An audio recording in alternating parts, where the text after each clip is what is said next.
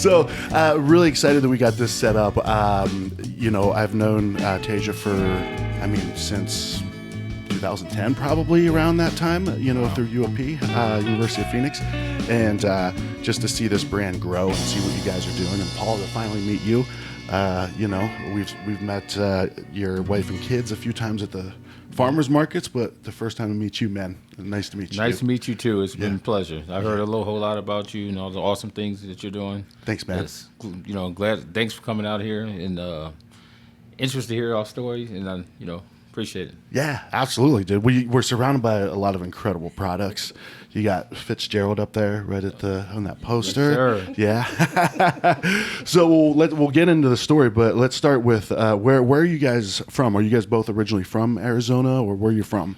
Well, I'm a military brat, but I spent the majority of my time growing up in Philly. Okay. So I claim Philly, but I've been all over. So. Okay. How'd you get to Arizona? Whoa, let's see. I went from Las Vegas to Arizona. When I lived in Las Vegas, I came for the construction boom. I have a background in construction and stuff like that when Vegas was booming. And I met this young lady right here. Yeah. And, in Vegas? Yes, in Vegas. Yeah. We used to do music together and stuff like that. Oh, no shit. Nice. And I decided, I want to get married, and I didn't want to raise a family in Vegas. So I moved to a neighboring state, bought a house down in Arizona, didn't know anywhere. I didn't know we lived in the Boondocks. I didn't know. I just bought a house. It was a great deal. The Boondocks of Arizona? Yes. Yeah. I live way far up north. Most people don't even think it's Phoenix. So where is this? It's right near Anthem. Okay. Yeah. So at the time they were building Home Depot and stuff like that. It didn't look like it did now. Sure. So what year was this approximately?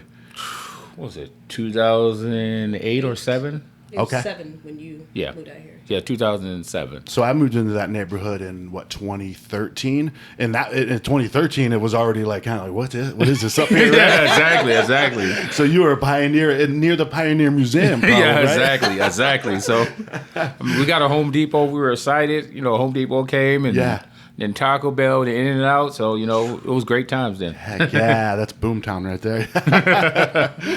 and where are you from? I'm a military brat also. Are you? Let's see, today, what will I claim? I claimed Michigan last week, so I'll claim, I graduated in Utah. You graduated in Utah, okay. Why did you claim Michigan last week then? Because the person I was talking to was from Michigan, so. So I claimed Michigan last week. I love it. That's a great advantage to have, yeah. Where are you from? It depends on where you're from. Where are you from? Midwest, okay. So you graduated in Utah? Yes. Okay. And then we moved to Vegas. Yeah. And then I met this handsome young man. Sorry, there's no fun story. We just were happened to live in the same time. Same place at the same time. Yeah, same time is very important as well. Yeah. Then I moved here. When Paul and I got engaged, and then I moved out here. So yeah.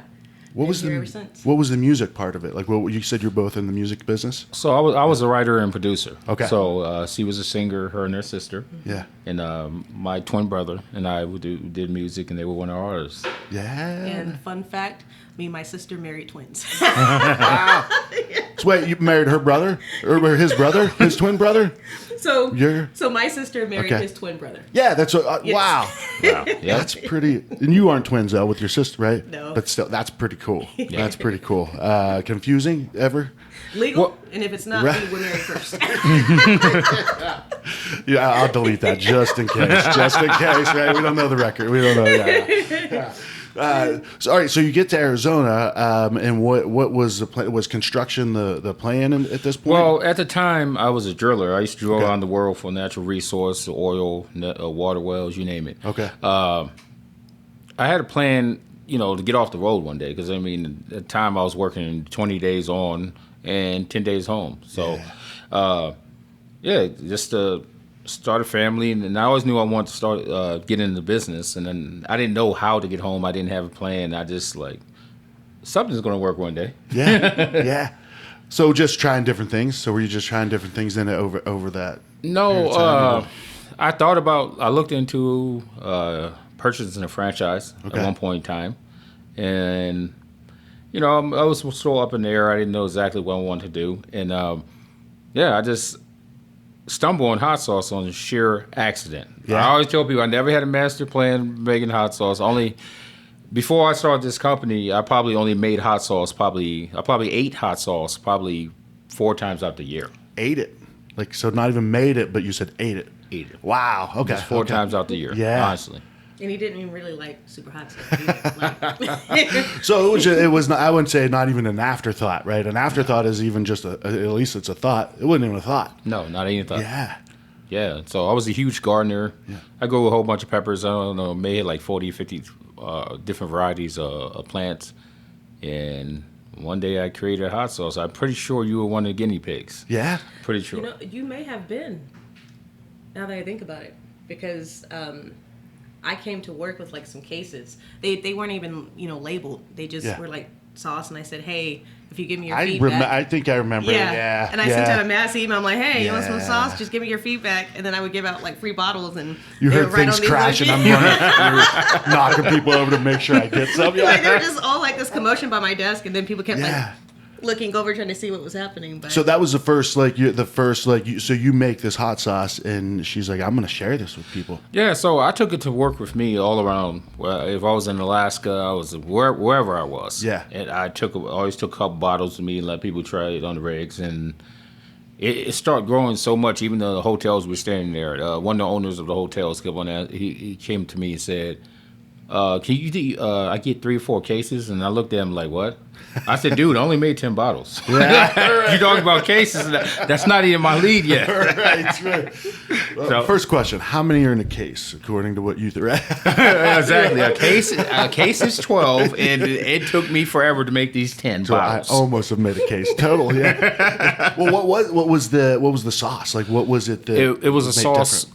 It wasn't a Big Red's original. Okay. It was a version of that. It was called Garden Habanero. Okay. So it was like the Big Red's original, but it was a little bit hotter. Gotcha. And that was the original flavor. All the ingredients came from the Big Red's original sauce. All that stuff originally came from my garden. I had fresh carrots, fresh radishes, onions, chipotles, jalapenos, all that stuff. I started off growing it all. Yeah. Mm-hmm. Yeah. That's awesome. Yeah. That's a lot of work. Oh yeah, that's why I called it Garden Habanero. I was like, hey, this is like, And the funny thing is, I never had a reference to any other hot sauce, so because I didn't eat it much, so that's why my hot sauces taste so different than what your norm is, like your vinegar base. So I just created a sauce. It was more chunky. What I thought was hot sauce at the time. So you just make salsa, salsa. It was like, okay, it's gonna be smooth. I didn't know you're not supposed to put, no one put radishes and this stuff in here and this kind of stuff. And I was like, I just thought it was cool and it tastes good. Yeah. Yeah. So I dig that though. Yeah. So that's who we are. And I just created Egg's best friend, I guess. Yeah. Egg's best friend. Have you used that one yet? Oh, yeah. All the time. I was going to say, okay, yeah. Heck yeah. So how does it grow from there, right? Like, so you go, well, first, what was it just like, hey, I have these ingredients. What do I make? I'll make a hot sauce. Or was there a certain inspiration that you're like, I'm going to try a hot sauce? Well, in the beginning, the first 3, no. It wasn't. It wasn't any inspiration. Like, I just randomly put some stuff, whatever I could pick from the garden. I was like, oh, that sounds good. Yeah. That's what I threw together. And the main thing, I knew, okay, you need a mild sauce. Yeah. You need a hot sauce. So after I made the Big Red's original, I made the smoky habanero. So I smoked some slow chipotles and roasted some habaneros, and I made the smoky habanero. Yeah. I was like, oh, this tastes pretty good. It's a little hotter. Then people kept on talking about this thing called the ghost pepper at the time, because ghost peppers just came out at the time. Yeah. I'm like, what's a ghost pepper? I'm like, all right. So I was making the sauce. I think but the neighbor of mine, he was over there playing Call of Duty, and while I was making the sauce, he was telling me, hey, this and that. I'm like, I'm trying to concentrate on the sauce, and that's my main number one memory on that last sauce I made. And so I was over here whipping this stuff up, just throwing stuff together. I got these ghost peppers. I see people wearing masks and all this stuff like this, and I'm like, I don't have any like a gas mask or anything. And you're using it? Yeah. So I grabbed a bandana and put it over my face and just waited for the worst of the worst. At the time, everybody believed anything that was on YouTube, right? Sure. Absolutely. Still do. So, so I put this ghost pepper together, the first time that I made the sauce, I nailed the recipe right away. Yeah. And I was like, wow. The other ones took me 2 or 3 weeks to perfect. And I was like, oh, wow, this is a great sauce. And we came out with that. And it's kind of funny thing, I got it on the first try. And now that's our most sauce with the most awards. That's we always, in our pitch, we always say it's a 15-time award-winning sauce. But really, it's like 19 awards right now. But 19, it's a 20, then you get it doesn't sound right, 19-time award-winning sauce. No, I like 15 times. I like that. It just flows too. a little bit better. 15 plus. Yeah, 15 exactly. plus time. So that's the ghost pepper one? Yep. Okay. Yep. And why do you think you nailed it on that first try, that particular one? Oh, to be honest right now? Yeah. Sheer luck. Yeah. I wasn't a sauce master back then. Yeah. Well, were you able to then replicate it, right? Because that's the thing is, right, all right, yeah, you can do this. Like, they say it a lot with home brewers, right? I'm big into beer. Well, like, you can make a good one time. No, so 15 plus times. My sauce making process, I weigh everything by pounds and ounces. So even if I'm do a recipe, there's no just throwing something here. No, there's weighing everything. Yeah, nice. So because if you don't, well, you don't know how to make that sauce again. So For sure. So I have that kind of discipline when it comes to sauce making. Yeah, yeah. That's great. I mean, because that's what people want, right? And that is one of the, I guess if you could say, one of the drawbacks of craft is sometimes inconsistency, right? You're like, man, why is there a line outside of White Castle right now, right? Because it's consistently kind of gross, right? Not totally gross, but consistent. It tastes the same every time. Exactly. And you know what you're gonna get. Exactly. But so to bring that attention to detail to craft is great, right? Because your people know, right? Especially if somebody, the one that I always forget, I'm not good with names, but it's the carrot one. Probably the garden habanero. Okay. No, the Big Red's original. Okay, that's got to be So that one is just. I mean, that's one of my favorites. I don't know where I was going with that, but that's egg's best friend. Yeah, and I agree. Well, as I'm looking back, this is incredible. Like your lineup of so how does it grow from boom, now that ghost pepper one and now things. When do things start steamrolling as far as we like I said, we started out with 3 flavors: the original, the smoky habanero, and the ghost pepper. Yeah. So I want to add another sauce because I want to say the next sauce is something that says Arizona written all over it. Okay. So at the time there was no other prickly pear hot sauce. Yeah. So I said I'm gonna make this limited edition sauce. It's gonna be a seasonal sauce. I'm gonna make a sweet and spicy prickly pear, and I created it. It was supposed to be limited edition. Sold out, and I made more. Sold out again, made more. Then we sold out one more time. I said, they won't let me put this sauce back on the shelf. Yeah. So the prickly pear became the 4th sauce in the lineup. Out of sheer demand. Yeah. And like I told people, I said, I couldn't put this sauce away if I wanted to. Yeah. Yeah, so... The customer speaks. The customer speaks, man. Yeah. Then... Every once in a while, I tell people it's good on the shrimp. Oh, they love it. Then they do a chicken wing recipe, and the demand just goes on and on. Yeah. So that's how that sauce became. Okay. So, and then my 5th sauce came out. It's the sauce, the Big Yellow sauce. Okay. Now, that's a tropical mango mustard, similar to a honey mustard. And now that one is the crowd favorite. Okay. So I like to call that my road trip back from Vegas sauce. That all fits on the bottle. So I always like these Jamaican meat pies patties, and I love those things. They usually a Scotch bonnet sauce they put on there, and I said, these things would be really good with mustard. Yeah. But I hate mustard. So I said, how can I eat mustard? And she was right next to me. You know how I was born that trip back from Vegas to Arizona. And she was right next to me, and I was just thinking, I don't think she was interested in the conversation at all. Yeah. She was like, we just got in Vegas. We had all this fun, and you're talking about a sauce. Yeah. Hold on. You're talking about... Okay, when he's thinking about something, yeah, if he says it, it's already done. Okay. So I'm like, oh gosh. So he was just like, yeah, I'm gonna do this mustard. Yeah, I'm gonna do this mustard. I hate mustard. Mangoes. I'm like, what? And I'm like, okay. Mm-hmm. And then he gets home.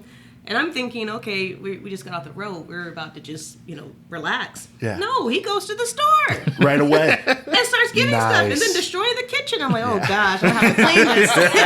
So he just starts like destroying the kitchen, and then he makes some, and then we're all like tasting, like, oh my gosh. Wow. We're like, know what this needs? Some Jimmy John's. So then we order like some Jimmy John's. We have like, and we're eating it on everything. Like it's just delicious. And that was another one that was like done. And he got it like the first try. Dang. Yeah. So based on something you don't like, which is actually a pretty cool inspiration, right? Yeah, exactly. It's not all about what you like, Well, that's an interesting mindset, though, right? Like that'd be like me saying, "Man, it'd be really good with this wasabi. I hate wasabi." Right? Why did you? Because it was you forced it a little bit, and I'm glad you did, right? Because you added you kind of added a dimension. So why mustard? Why was that? Well, I told you, honestly, I probably created that sauce out of a little bit of selfishness. Because I wanted a mustard tasting sauce that did not taste 100% like mustard on these Jamaican meat pies. Yeah. So, and I was like, well, I guess I'm going to make the sauce. And I got it right the first try, and it was a success. Those are one of those things, like, one of those sauces, like, that I still scratch my head and, like, wow, that was amazing, Paul. Nice. Now sauce making, I have a rhyme and reason why I make sauce and this and this, and then had this list. But the early days, I don't know. I still think about it as like, is it genius or it's crazy? I mean, interchangeable with this, right? I think too. I mean, we used to say like, because he's a family cook. Okay. We had this established early on in the relationship. You cook, I clean, and it's been working wonderful. For 15 years now. Hell yeah. But basically, like, if you liked something that he didn't necessarily like, or if he liked something that I didn't necessarily like, he's gonna try to find a way to make me like it. Okay. And we're like, taste this, and I'm like, oh no.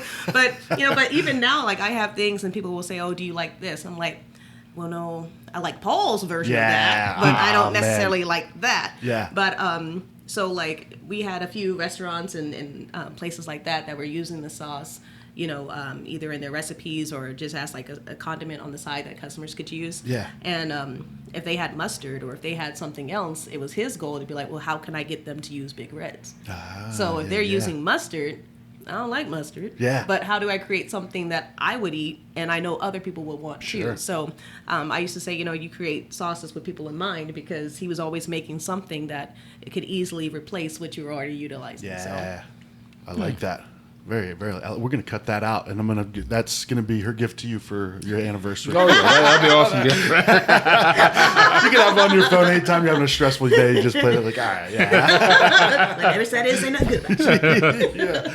So these sauces start growing, right? And then when do you guys start to like really like the name starts to get out there, right? I mean, because you look over the last few years, and Phoenix Magazine and the Master P Hot Sauce, his show. About, I would say probably the fourth year number 4 or 5. Which was around what year? About 2014, 15. Okay. About around that time. Like I said, when we first started, we traveled. We did a lot of shows, festivals, and we were more popular in other states than our own state. Okay. So that's when we switched in like 2013 and stopped. Focus more, like, that's why we did the whole farmers market campaign, because gotcha. We're like, how do we get known in Arizona, in our own state? Because they knew Big Reds more in Texas than in Arizona. Okay. So we're like, all right, let's chill out on the traveling a little bit, and let's focus on farmers markets, because we never did farmers markets at the time. So we started doing a campaign. We used to have this in our other office. We used to have a big map of the city. We used to call it the War Room. Okay. And we used to put attack every time we used to go this part of the city, this part of the city, that part of the city, and we want to name Big Reds every time. So we put up like several different booths everywhere, and then people started hearing. I remember having a meeting with everybody and telling people I wanted to see. It was like, oh, I saw you here, I saw you here. You guys are everywhere. Yeah. I remember telling people that's what I wanted people to say. Sure. So the next year, 6 months in, that's what everybody kept on saying. We saw you over here. We saw you. You guys are everywhere. You guys got everywhere. And it just start repeating that word would start repeating every time. So, and that was the goal. And that's what we're focused on more, our home state. Because we also created what we call Arizona style hot sauces. Okay. And we want to get that across. Like, what's the Arizona style hot sauce? Like, why Big Red's is different. It tastes different. It's flavor forward. Yeah. It's not like your typical hot sauce. So, we took the longer, harder route. Sure. But we've never been afraid of hard work. Yeah. So, and that's what we did, and it just kept growing. Then I think, what was that, 2015, I think, Best of Valley? Yeah. I believe. We won Best of Valley in 2015. And that was an awesome thing. I was like, oh, cool. This is, the campaign is working. Yeah. But, I mean, also just kind of hitting the ground running, too. Like, I remember just feeling the atmosphere that was being created, when someone would step up to the booth and want to try some sauce. And then all of a sudden, people were coming up and just asking to interview them. They'd be like, hey, are you available on this day? I work for such and such and so and so. You want to be, on the show? You'd be like, yeah. And then, I remember when we went on, was it Sonoran Living for the first time. And Paul, I mean, he's very humble. He's very passionate about what he does, but he doesn't have to be on the camera. Like, he would rather be in the background you would mixing rather it not. up. Okay. If you want to get him talking, talk to him about sauce. So this is excellent. Sure. He would talk about this all day long. Perfect. But other than that, he does not want to be in front of the camera. So he'd be like, look, can you just come? Because I know they're going to ask me some questions, and I just really want to do this. I'm like, oh, okay. So we would, go back and forth, but it was really just the culture that he created on, just getting people in, getting them to try something that, if you say hot sauce, it can be scary to some people because they're like, that's going to be too hot and I don't really like it. But then he would convert them and they would be believers of Big Red's hot sauce. So I think that really helped to kind of spread the word too, because he created such an atmosphere of fun, and it wasn't just about hot sauce, it was about an experience. So. Yeah, that's what I've noticed from your guys is the farmers market setup. It is an experience, right? And it's engaging, and it's like, what do you guys have the what's it called? The flavor tour. The flavor tour. Yes. So you are engaged, like, because I'll be honest with you, man, I go to farmers markets and I see like 3 stalls ahead, like what I'm looking at, and I don't want to make eye contact, right? I don't want that hard sell, right? I'm very influential. I'm the person that's getting his fingernails buffed at the mall, My wife's like, Eric, don't look that way. I'm like, what? Because I always get drawn in. So, but with your guys, the way you guys do it, it creates people on the peripheral that are watching as well, right? And then at that point, then it gets to be like, all right, I'm up next. I want to do this, So anyway, you go ahead, Paul. You're gonna. Well, I just said the whole flavor tour experience. Like I said, it's not when somebody comes to our booth. It's never just about a hard sell. Yeah. We want to take you on this whole flavor tour journey. So if you don't like hot sauce, we have something for you. Yeah. If you like medium sauce, we have something for you. You like hot and hot, we have something for you. We like to call ourselves the people's hot sauce. Yeah. So, we'll ask you, have you ever tried Big Reds before? No. You're in for a treat. I'm going to take you on the flavor tour. Yeah. And then it makes you engage. Like, I have 11 flavors. How can I have a person sit there and try 11 flavors and want to try 11 flavors? Sure. So, but the flavor tours give you experience. It's not just a hard sell. So, we're describing it. So, we're your flavor tour guide. Yeah. So I'm going to start you out with the Big Red's Original. Yeah. We like to call that one egg's best friend. Great on those eggs, great all-purpose sauce. And then we go on to the next one. Yeah. So you get the whole experience. You get that whole good feeling, like we're always friendly. You can't work for Big Red's if you don't have a great personality or even like people, you're in the wrong place. Yeah. Yeah. So it's a good thing. We got most people, everybody that works for Big Red's want to be here. Yeah. So we make sure all those elements in place, and you have a good product with that. You have the whole great experience. For sure. Yeah. Absolutely. Well, let me back up a little. This is something I was going to ask you before.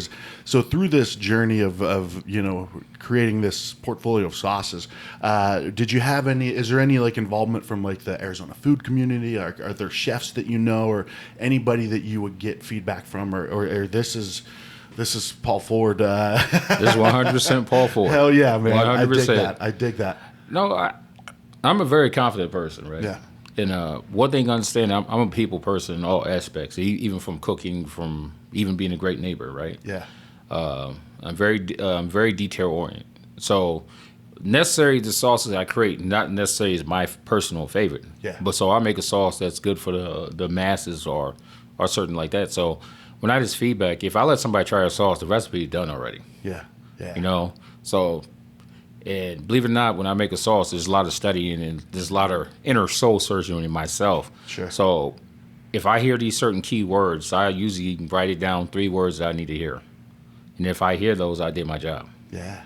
You know? Yeah. So that's my taste process. I mean, and I'll say too, like, as a consumer too, sometimes you don't know what you want. Sure. Until it comes out. You Yeah. know, like, Yeah. I never knew that I would like boba until I went into a boba shop. Yeah. And you see the sign, there's a little bit of education there, but then you try it and you're like, wow, I just, had something new for the first time. Yeah. And then you tell everybody that you know about it. And that's kind of been, our experience with the hot sauce is that, Paul would bring something out, and similar to what we did at University of Phoenix, if he was working on something new, like he said, it was already done. Yeah. But it wasn't out. It didn't have a label. It wasn't ready to sell. Yeah. But he would still say, hey, you know what? I know what you just got. Come try this. Yeah. And then they're a part of the loop. Sure. They're one of the first ones to have the exclusive, taste of a sauce that's not even out yet. Yeah. And then it creates that brand loyalty to where they're like, hey, like, he was so cool. That was the owner. He just let me try something that's not even out yet. Yeah. Like bootleg stuff. Yeah, Right? yeah. exactly. That style. I like. Bootleg stuff. You're like, let me try it. No, let me bootleg No sauce. labels. No labels. Nothing. Nope. But then when you The do FDA that, would not like it. but when you do that, now they're coming to look for it. Yeah. And now they're like, hey, did you release that sauce yet? And then when it comes out, they're like, I tried this first, and now, Yeah. you're late to the party. I had it already. Yeah. So they, that inclusivity or exclusivity, I guess I should Yeah. say, that it creates. Well, I always get us in trouble for that. You do. All All the time. I can see some. He's a really good, calm and cool, collected guy. I can see him starting trouble. Right? They say, "Oh, Paul, you start some trouble all the time." And the next customers are hounding you about it. I do it all the time. I think it's fun. Yeah. Yeah. Ask him about the vegan honey. What about the vegan honey, Paul? They still won't let me live that down. So, Side note, I'm sorry, I gotta chime in. So you met Braxton. Yes. Yeah. So every now and again, people will mix them up. I don't know Okay. how, Okay. but they mix them up. It's probably the hair. Yeah. So he was at a market one day. He was like, "You got me in trouble. They thought I was you. They asked me about the vegan honey, and I didn't have it." so one day I decided to make a spicy vegan honey. Okay. Because all our products are vegan, right? So we're like, I like hot honey. I always wanted to do a hot honey, but you got to stick with your theme, Sure. right? Yeah. So and I was like, all right. I did some research how to make vegan honey and stuff. I saw different recipes. I don't like to use stuff that's not natural, right? Okay. Yeah. So I bought a whole bunch of apples from a farm in Sedona, one of the orchards over there. Nice. Got some fresh apples. I bought this wooden apple press. Like medieval time, Got the crank. It even has the sound of the crank. Yeah. This thing is wicked. It's awesome too, by the way. Yeah. So I get all these apples. I let them get nice and soft, and get them. And I grind all these apples up, extract the juice, all this stuff. Got some organic cane sugar, all this stuff like that, and reduced it. And then I had some peppers out the garden, and infused it and let it reduce to half, and made this vegan honey. Mm-hmm. It tastes amazing. I'm telling you. I was like, wow, it's has great flavor and all that stuff. It's not like real apple forward either way. Yeah. But it looks like honey. It tastes like honey. So I made this vegan honey, and then I decided to make this label. So I'm drawing these labels. By the way, I do all the artwork. Nice. Okay. So I drew this elaborate design. So then all of a sudden I was like, all right, I'm gonna cut it out and do this 3D label, all this stuff. It was crazy. So I did probably like 100 bottles, I guess, right? Mm-hmm. And then one day I just told them, didn't even tell them about it at all. Hey, we're selling this vegan honey. Yeah. The whole team? Like told the whole team? We're like, what? It was like, no one knew how to sell it. And I was like, well, it's a vegan honey. Like, what is a vegan honey? Isn't honey vegan? I was like, look, it's a vegan honey. Look, you get it at a farm market. I didn't give So they sample it. It's sold out in a week. Dang. Everybody's asked about it. I was like, well, it's a lot of work cutting all those labels by hand. Like, I took an X-Acto knife and did those labels. I mean, it looked amazing. And I'm like, yeah, about those apples, that was the last batch of the season. It never came. Limited supply, right? Limited edition. And so I think for like 3 or 4 months, everyone was coming asking for the vegan honey. Yeah. And I was like, the vegan spicy honey. I keep on thinking to say spicy honey. Yeah. And everybody just kept asking this. So like, when are you going to make one? I said, I'll probably make one probably next couple of weeks and all this stuff like that. But it never came. Yeah. And people kept on asking. People came up there. Customers came up there. They didn't come for the hot sauce. They came for the spicy But vegan he was honey. never there when they came. Never. So you always got to avoid it. He got to avoid it. Yeah, so So he started it, and we had to put out the fire. Oh, yeah, he just throws it up there and like, later, guys. I know. Plus, that one lady, she was like, "Yeah, that vegan and spicy honey changed my life," and this and that. And I was like, and I felt so bad because I was like, and one time I did attempt to make it, but it didn't taste the way I wanted it to taste like. And it was more darker texture, and I made it too spicy, and I was like, yeah, I can't put that out. So you I mean, we're not gonna. This is on national air right now. You can't replicate that, Paul.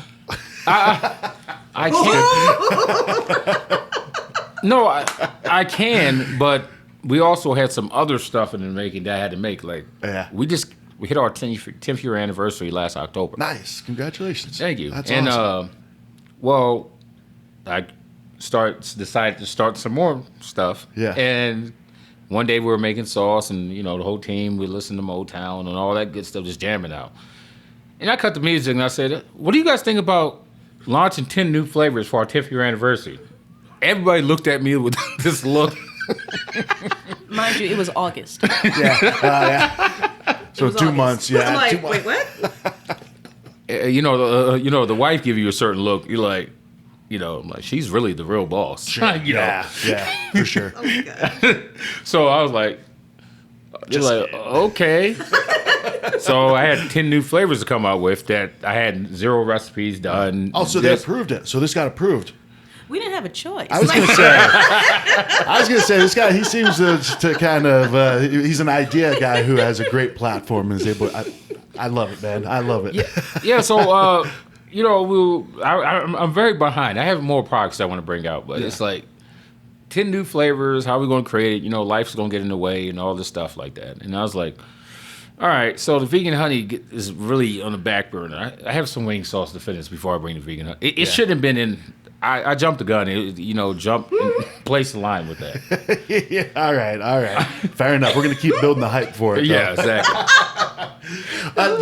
Now there was is it right there, the jerk sauce, the Caribbean jerk sauce? Oh yeah. Yeah. So that's not just hot sauces, right? As you could typically think. I mean, your recipes aren't typical anyways, but even beyond just a hot sauce, you've got these other like a simmer sauce. So right? our smother sauces, they're similar to barbecue sauce. Yeah. Okay. So you have the Arizona jerk. It's like it's a sweet jerk. So it has all the traditional spice of the Caribbean jerk, but we gave it an Arizona twist. That's what we call the Arizona jerk sauce. Nice. And which is fantastic, by the way. Thank you. Yeah. And so it's like, you base it. It's got a nice spice, a little bit spice in it, but nothing overwhelming. Then you also have the blackberry rum sauce. Oh yeah. Now, that sauce is great on brisket, pulled pork, chicken, do meatballs and slow cook, you name it. Yeah. So we like, that's why they're in the bigger bottles. That's what we call them smother sauces, because you're going to smother everything with those. Yeah. I do that with the original too. Like I don't know if you do the original in big bottles, but maybe you should. I'll smother stuff. We got a big gallon right there. Really? Nice. All right, cool. I'm in the right place. So, all right. So where now you guys were on the Master P show as well. How's that all coming to play? So it's kind of funny, right? We're very busy people and stuff like that. One time we had some free time to get it. We were talking about getting a couch forever. A new couch. I was saying you didn't have one, or just no, just talking about getting a new couch. With kids, they dude, mine are in the other room, so that they could probably come on and so we was like, okay, we gotta get a new couch. We finally got a little free time. It was like, I think we had we thought we had maybe 8 hours to a free day to go do furniture shopping. Mm-hmm. So we go do some furniture shopping. We're looking for a couch and all this stuff. Next thing you know, I get a phone call. It's a weird number, and I look at it. And it's Master P producer. So I answered the phone, and I talked to him and said, can you do an interview in the next 2 hours? I said, I can. And I'm looking at this couch. And And I said, Tasia, they want us to go do an interview. You know, you have somebody like Master P call you. This guy was in the middle of buying Reebok at the time. Yeah. So you have someone like that call you. It's like, all right, stop what you're doing. You know, Figure it out, right? Yeah, figure it out. So Yeah. we rush home. I mean, actually, I think I called Braxton. Yeah. I say, Braxton, can you give me a setup, set me something up, and we'll do a quick interview. And so I'm like, we bought this couch this day. We rushed and bought a couch. The lady was like this and that, and they get these new couches. What they call the firm couches or whatever. Something. You get an upgrade. You have a Yeah. choice to get a nice plush, comfortable couch, or you get this more firm couch. Same model, but like different. Yeah, Like, and yeah. you know, it's a $375 upgrade. And I'm like, sure. We're big guys. We probably. Yeah, I was like, we need that. We need that. it sounds like a great idea, right? Yeah. So we get this couch home. I'm sorry to go back to the couch. No, you're good. I want to hear the end of this couch. So, Soon, yeah. so we get this couch home, and it's the most firmest couch you ever see. Like it's a huge sectional, like huge. Yeah. You know, usually, you could take a nap on a sectional. I mean, a sectional couch, and it's so firm, it's not comfortable. Correct your posture. And I was like, wow. So I thank Master P for that because I had to rush to buy a couch. Yeah. So he had this like deer in headlights look. He was like, and I'm like, and he's like, hurry up and buy the couch. You go in there. And then he steps outside. I'm like, so I'm looking and he's like, he's trying to like mouth it like Master P. And I'm like, what?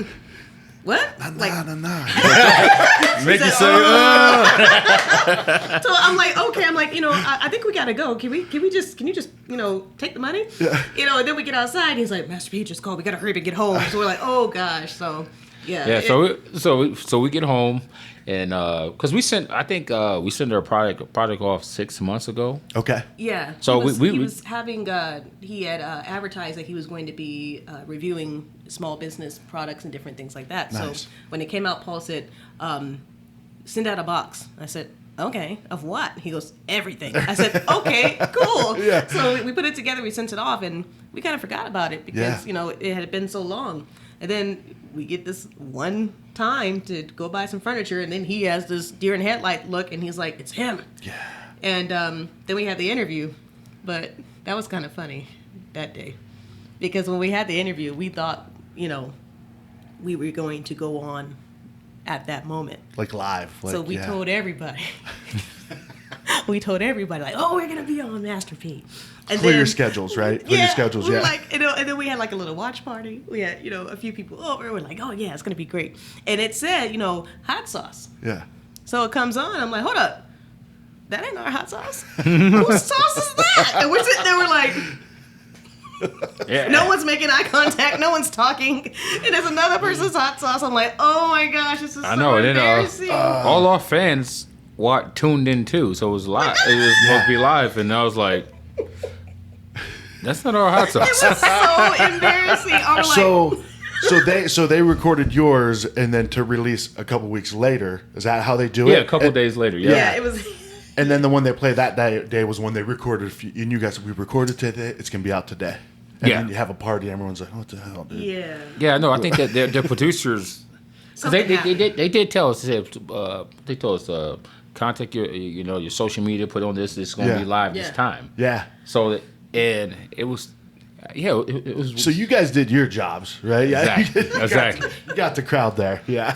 Yeah, exactly. So I mean, it was good for rating. I mean, kudos to the other person. We're glad we can help. Yeah. Cool experience, right? Yeah. Yeah. So, but yeah. So when they did it a lot air, I think it was probably the number one top viewing episode at the time. Nice. Hell So yeah. and they got the most response and all that stuff. It was a great thing. And then Master P, after the show aired and all that stuff, like 2 days later, Master P called me personally. No way. Yeah. Nice. So I had a chance to actually speak with him and just talk to him on a personal level. And he loves the flavor. He loves what I can do. And I was supposed to just, start working with him, create him a sauce for his line as well. Oh, nice, man. Yeah, so it was a great opportunity and stuff like that. And we did a couple other things with him after that, too. So it was a great experience. I mean, Guy's just a wealth of knowledge. I mean, he's a great businessman, Yeah. Beyond, the entertainer. Sure.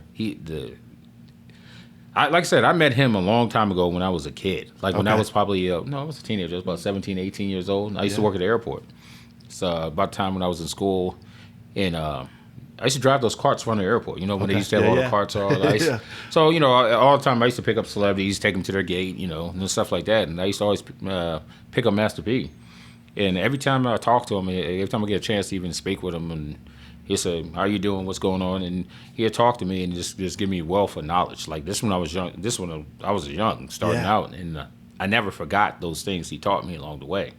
And he just, you know, he's just a great guy. He's just very down to earth, wealth of knowledge. You know, and I always appreciated that. Yeah. So, That's really cool when you find people that are at that level and still, you know, are like decent people, you know, like doing good and helping others. And so when he calls, right, and you answer, how does he say, "Hey, this is Mr. P," or does he say, "This is Master"? Like, what does he? Like, Mr. like, how does he introduce himself? Like when he calls? Okay, so you know, a guy like that, Doesn't. he doesn't. So someone else, his Okay. one of his, I don't know what I think he's. it was like the producer still or something. Yeah, Okay. something like that. He called me. He said, "Hey, I have someone that want to talk to you." Yeah. And I said, "Okay." And then it was Master P right there, and I'm talking to him, and she's over there looking like. No, he said, "Do you know who this is?" And he goes, "Yes." And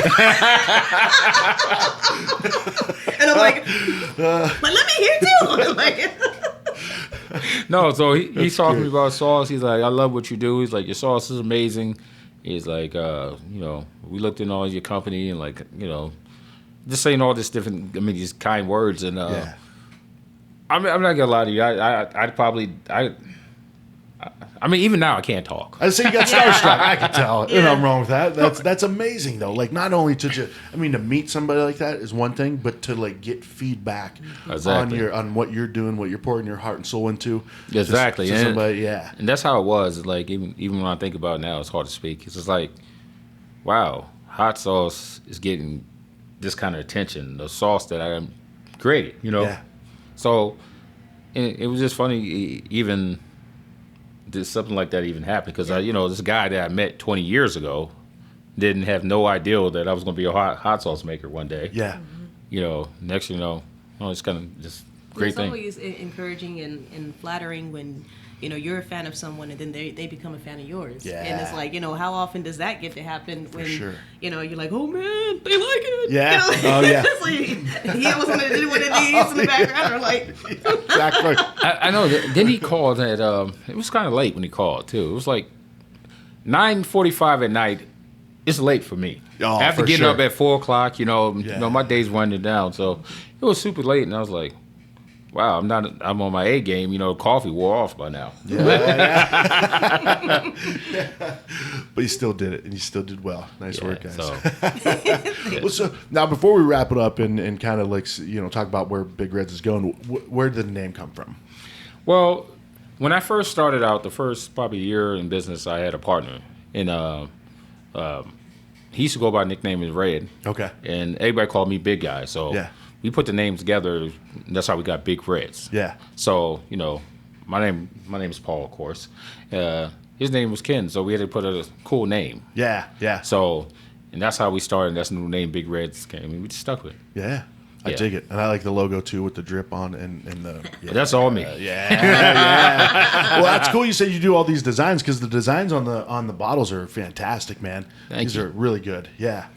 You know, so all those times I got in trouble for school for sketching instead of doing my work, paid off. Hell yeah. Yes. Yes, it did. Yes, it did. That's my daughter. Yeah, that's her. She likes sketching in class. Yeah. Shut that door. This is not helping. This is not helping, guys. Well, you know, and as I look back here, this is awesome too, Paul. You're like Forbes next 1,000. Yes, That's sir. a big deal, Yes, man. sir. That is a big deal. What exactly is that? So Forbes came out with a list for entrepreneurs for all the stuff that people did during the pandemic and just the whole journey that they did. And so what happens? What exactly? Well, you had to be nominated. Okay. And then it was really to just kind of showcase up and coming entrepreneurs who showed resilience during a time where there was a lot of uncertainty. So Paul had been nominated. And then similar to the Master P thing, we just get like these messages and it's like, hey, we need this, and this by 2:00. Yeah. And you're like, it's 10 a.m. Gosh, and I'm kind of in the middle of something. So you drop everything, you get the info over, and then you get another message that comes out of nowhere, and it's like, we need this now. It so was a whole rigorous, 3-month process. And Yeah. we kept on sending emails like, when I tell you they know everything about me, they know everything about me. So it was a question after question. It said, if you get nominated, if you make the list, if you're selected, if it was always if. I'm like, you guys are asking a lot of information to be for if. And then I think was it October, right before we had started the limited editions, and started releasing those. We get an email out of nowhere. Congratulations, Paul, you got selected for Forbes Next 1000 list. Yep. Next, we see the internet's going off crazy. Yeah. Like they literally sent the email and they released it. The press. Yeah. And next, people emails going off and orders are coming in from nowhere. I'm like, wow, that's a great heads up. Yeah. But it was great feeling. And I mean, I couldn't believe it. And just the press alone, local and national press, it was crazy. I think that time we did probably 10 weeks of back-to-back interviews. Oh, yeah. It was crazy. It's like, so I had to get my act together as far as like talking to people and speaking to those days of hiding in the back row, Paul. Yeah. So I was like, anybody know Tasia, you guys hear her speak when she's excellent at that kind of stuff, right? University of Phoenix. Yeah. So if you can smile while you're at that place, that is skill. Yeah. So she's great at that. I'm a great sauce maker. So she did a lot. I had a lot of training. Yeah. A couple times she had to roll it right here and say, Paul, get back. No, I remember one interview he was doing. He kept looking at me. I said, don't look at me. And then they're like, I think it's your wife in the background. Could you tell her? I'm like, oh, I got to be quiet. Like, no more giving you pointers. No, I always give her this slight look like, help. Yeah. like blink twice if you need me to chime in. I'm like, he's fluttering his eyes. I think they were asking about my childhood or something about this Philadelphia. I mean, it was some random question. Yeah. And I was like, you talking to me about sauce, I really lighten up. Yeah. He's like, I don't know my life. Help. I was like, I'm not great at talking about myself. It's like, so. Well, that's where an interviewer. That's where an interview should be skilled, right? That's where we got the training from. Is like it's the interviewer's job is to set you up. That's the technical person. That's the technical. Oh, just yeah. So over the times I got used to it, and that taught me. The whole Forbes thing came out. And, not just only live TV and all this and things. And I learned to come out my shell and actually start and engaging people more, and then actually showing my personality. So yeah. I dig it. So in this platform too, you're excellent, right? I mean, oh, thank you. Absolutely. Excellent. I'll take that. I'll take that. I'll take that. The color just came up by itself a little bit. All right. Now, I know you guys are busy, so we'll get this thing wrapped up. Love the facility. So people can come into your storefront on Cave Creek? Yes. Yeah? Right on Cave Creek. We're open from Tuesday through Friday. Okay. You catch us up from the hours from, 10 a.m. to 4 p.m. Okay. All right. And also, you guys are still hitting the farmers markets, right? Yep. And online store. BigRedsHotSauce.com. You can find us anytime. Yep. Yeah. 24 hours. Yeah. Heck yeah. Always a good time to buy hot sauce, right? Oh, yeah. So what is the vision? Like, what's the outlook for Big Reds? Where do you guys want to take this? Our number one goal is to make Big Reds a household name. Okay. And nice. That's all. And bring Arizona-style sauces. Like, every year is USA Today comes out what region where hot sauce come from. Yeah. And every year I look at that and I see California, I see Texas, I see Louisiana, I see all these different places. I never see Arizona. So my number one goal is to put Big Reds, Arizona on the map for hot sauce, I dig because it. it's a great place. There's a lot of great sauce makers here. There's a lot of passion, and make Arizona style hot sauce is a household name. Yeah. That's actually really surprising, right? Because Arizona has such that Southwest flavor to it that it's just kind of Big Red's leading the way, man. Yes. I dig it. Yep, I definitely, dig it. definitely. Yeah, and I love the commitment to the state as well, right? Like to the community here, and I mean, there's, yeah, man. I dig what you guys are doing. So Yeah, keep it so up. Thank you. thank you. So that's our number one goal. Like I said, next month we go to this month we go to Chicago, Illinois. So we do the Illinois Hot Sauce Expo. Okay, nice. August we go to the Portland Hot Sauce Expo. September we go to New York Hot Sauce Expo. So we're getting the name out there. We've been traveling, going different places, bringing Arizona style sauces in the Big Red's name, coming to a household name. Yeah, I That's the dig it, goal. man. Well, I'm gonna keep spreading the word. So We appreciate it. absolutely. Yeah. Awesome, guys. Well, my kids have been very patient, and you gave them already some bad advice, Paul. With, so I'm going to wrap this thing up, right? Now, like I said, you guys are doing kick-ass stuff. It's really cool to see this brand grow and to start to see Big Red's name just becoming a household name here in the Valley, and it's just going to keep growing from there. So Yes, sir. keep Yes, it up. sir. Keep Appreciate it up. it. Absolutely.